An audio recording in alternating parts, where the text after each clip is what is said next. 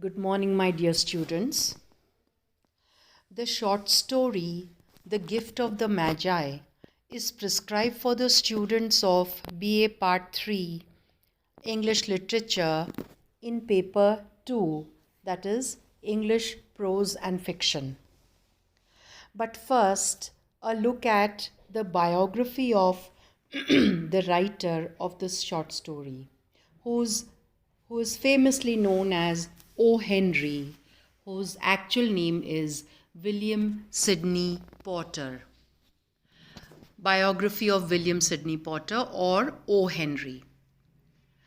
You may get this question in the examination, that is, give the actual name of O. Henry and you will write William Sidney Porter. He was born in 1862 and he died in 1910. William Sidney Porter was a prolific short story writer. Prolific means he has written extensively many number of stories whose work appeared under the name O. Henry. Who was William Sidney Porter? William Sidney Porter, writing as O. Henry, was an American short story writer.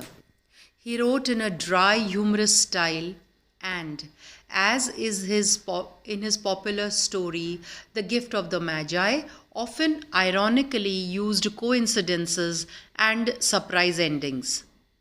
After he was released from prison in 1902, Porter went to New York, his home, and the setting of most of his fiction for the remainder of his life. Writing prodigiously means extensively, he went on to become a revered American writer, highly respected. Early life. Born William Sidney Porter on September 11, 1862, in Greensboro, North Carolina. The American short story writer pioneered in picturing the lives of lower class and middle class New Yorkers. Porter attended school for a short time, then clerked in an uncle's drugstore. That is, he acted as clerk. Drugstore means pharmacy or a shop that sells medicines. At the age of 20, Porter went to Texas, working first on a ranch and later as a book teller. In 1887, he married Ethel Estes and began to write freelance sketches. A few years later, he founded a humorous weekly, The Rolling Stone. When the publication failed, he became a reporter and a columnist on the Houston Post. O. Henry Short Stories and Books. Indicted in 1896. Indicted means he was accused of some crime, and that crime was for embezzling bank funds, actually a result of technical mismanagement. Porter fled to a reporting job in New Orleans, then to Honduras. When news of his wife's serious illness reached him, he returned to Texas. After her death, Porter was imprisoned in Columbus, Ohio. During his 3-year incarceration, meaning imprisonment, यानी कि उनको 3 साल की कैद हुई थी, he wrote adventure stories set in Texas and Central America that quickly became popular and were collected in Cabbages and Kings, published in 1904. Released from prison in 1902, Porter went to New York City, his home, and the setting of most of his fiction for the remainder of his life. Writing prodigiously under the pen name O. Henry, he completed one story a week for a newspaper, in addition to other stories for magazines. Popular collections of his stories included The 4 Million, published 1906, Heart of the West and The Trimmed Lamp, both published in 1907, The Gentle Grafter and The Voice of the City, both in 1908, Options 1909, and Verlig's and Strictly Business, both in 1910. O. Henry's most representative collection was probably The 4 Million. The title and the stories answered the snobbish claim of socialite Ward McAllister that only 400 people in New York were really worth noticing, by detailing events in the lives of everyday Manhattanites. Now, Manhattan is a section, a suburb of New York City, very famous, very popular. In his most famous story, The Gift of the Magi, a poverty stricken New York couple, means a very poor husband and wife pair living in New York, secretly sell valued possessions to buy one another Christmas gifts. Ironically, the wife sells her hair so that she can buy her husband a watch chain, while he sells his watch so that he can buy her a pair of combs. Incapable of integrating a book length narrative, O. Henry was skilled in plotting short ones. He wrote in a dry, humorous style and, as in The Gift of the Magi, frequently used coincidences and surprise endings to underline ironies. Even after O. Henry's death on 5th June 1910, stories continued to be collected. Sixes and Sevens 1911, Rolling Stones 1912, Waifs and Strays 1917, O. Henryana 1920, Letters to Lithopolis 1922, Postscripts 1923, and O. Henry and Core 1939. These were all published on the given dates. With this, we come to an end of the brief biography about O. Henry. Now we will take a look at the short story. I have given you the text of the story. Please read through it. This is the text running. I will tell you the summary, etc., of the story, what the story is about, but this is just for your information so that you have the text. You can get a printout of it. And now, The Gift of the Magi by O. Henry. Summary, theme, and analysis.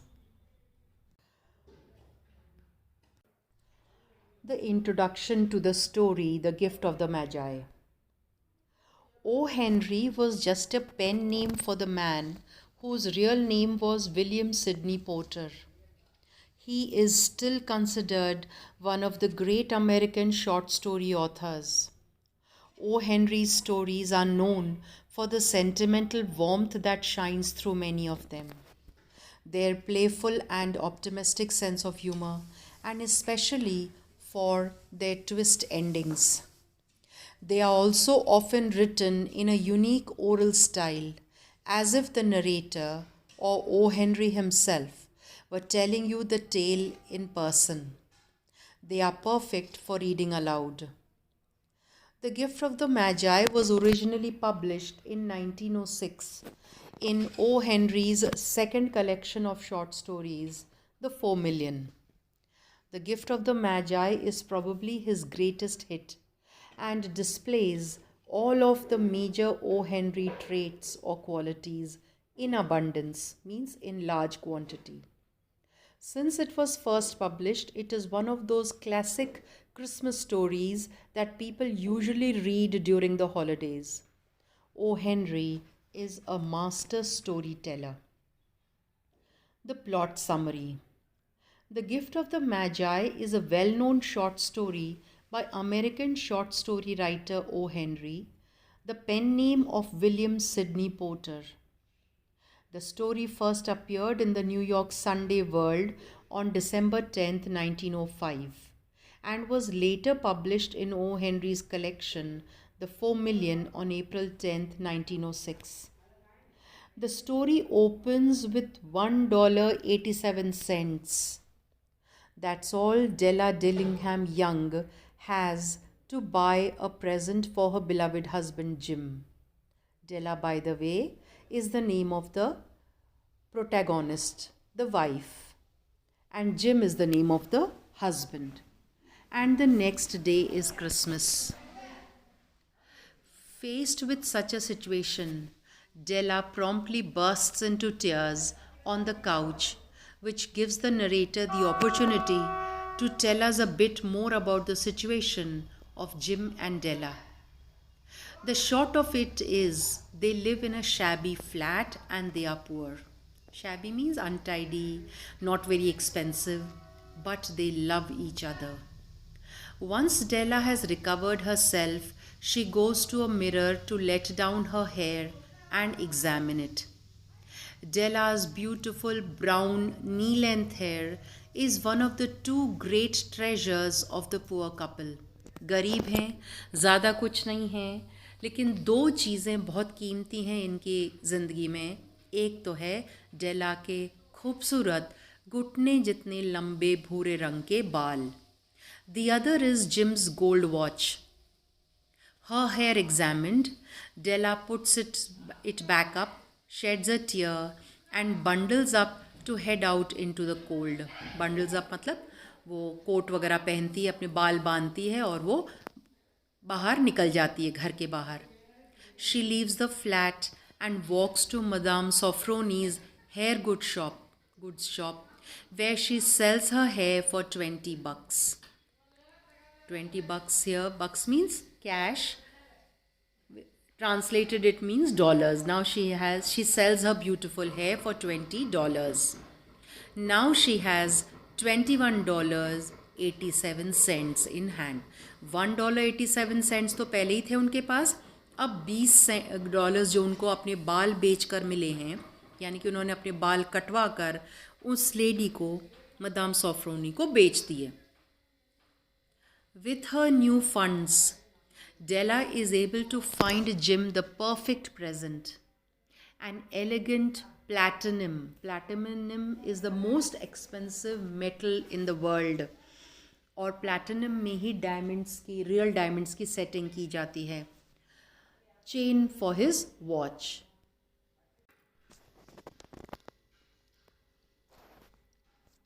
It is for $21 and she buys it. बहुत महंगी platinum chain होती है घड़ी में जोड़ने के लिए. वो घड़ियाँ होती हैं जो कोट की पॉकेट में रखी जाती हैं और जिसको एक चेन से अटैच किया जाता है. चेन का एक सिरा कोट के बटन में अटकता है, दूसरा सिरा घड़ी के में एक कड़ी होती है उसमें जुड़ता है और आप उस घड़ी को बाहर निकाल कर टाइम देख के वापस अंदर डाल दें तो वो चेन बाहर दिखती है एक ऑर्नामेंट की तरह, एक ज्वेलरी की तरह. Excited by her gift, Della returns home and tries to make her now short hair presentable with a curling iron. यानी कि बाल बिल्कुल छोटे हो गए तो उनको कर्ल कर देती है वो. एक उसके पास कर्लिंग रॉड होती है. She is not convinced Jim will approve, but she did what she had to do to get him a good present. When she finishes with her hair, she gets to work preparing coffee and dinner. Jim arrives at 7 p.m. to find Della waiting by the door and stares fixedly at her, not able to understand that Della's hair is gone. Della can't understand quite what his reaction means. After a while, Jim snaps out of it and gives Della her present, explaining that his reaction will make sense when she opens it. Della opens it and cries out in joy, only to burst into tears immediately afterwards. Jim has given her the set of fancy combs she has wanted for ages, only now she has no hair for them. Jim nurses Della out of her sobs. Once she has recovered, she gives him his present, holding out the watch chain. Jim smiles, falling back on the couch. He sold his watch to buy Della's combs, he explains. He recommends they put away their presents and have dinner.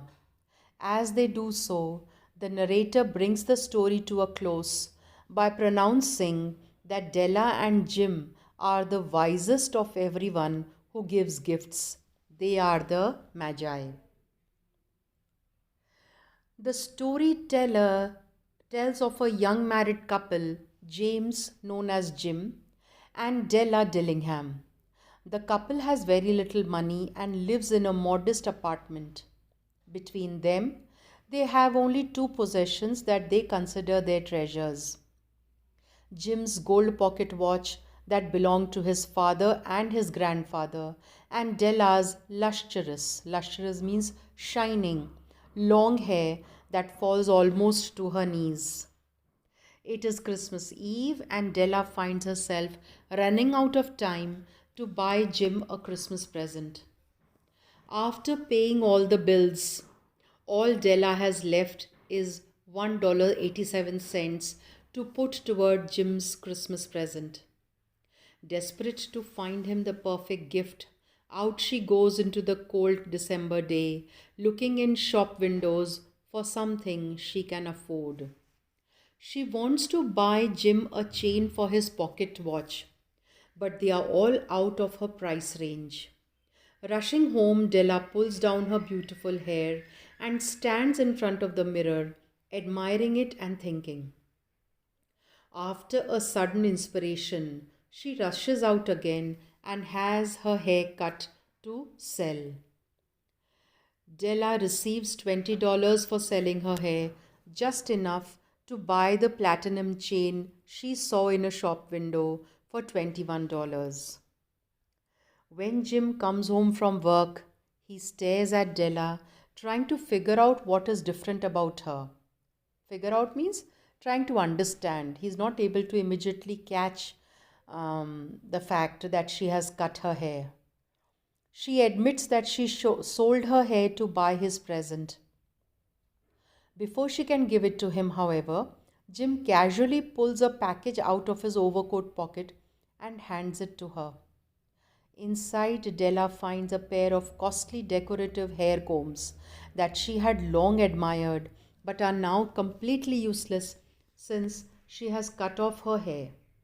Hiding her tears, she jumps up and holds out her gift to Jim. For Jim. And that is the watch chain. Jim shrugs, flops down onto the old sofa. Flops down means drops down. Puts his hands behind his head and tells Della flatly that he sold his watch to buy her combs. The story ends with a compromise of Jim and Della's gifts to the gifts that the Magi, or three wise men, gave to baby Jesus in the manger in the biblical story of Christmas. The narrator concludes that Jim and Della are far wiser than the Magi because their gifts are gifts of love, and those who give out of love and self sacrifice are truly wise because they know the value of self giving love. We will break here and continue with the rest of the analysis in the next session. Thank you.